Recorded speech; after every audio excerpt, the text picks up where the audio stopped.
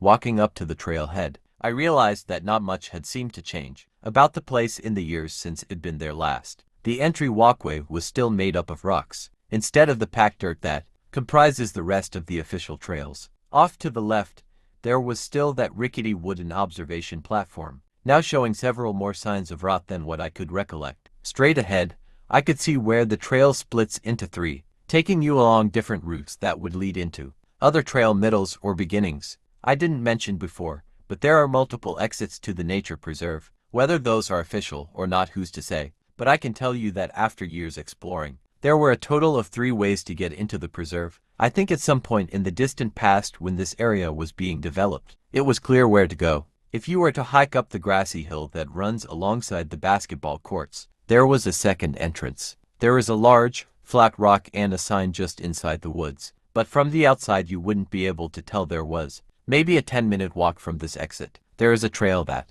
opens up into a clearing and a short waterfall from the stream that runs through some of the park. On the opposite side of the preserve, there is a third entrance that I believe was most likely made by kids like us. I say that because it came out into a youth baseball field, with no signage of any kind. In our teens, we would regularly walk all over this place, so we ended up knowing it very well. With all this in mind, there are all kinds of great places to visit if one has the time. But being as I came here after work, I knew I'd only be able to explore the woods for a couple hours at most. It probably would take that whole time if I were to try and do the whole lap. So instead I started off down the left of the 3-trail split. For your average person never stepping foot here, this is the trail I recommend. At least I would normally. It has the most scenic views, with wooden bridges to cross the small stream that runs through. There are also several rows of long classroom-style benches, carved out of gigantic fallen trees. There's even a sign detailing the creation. I decided to sit down on one of the benches and got out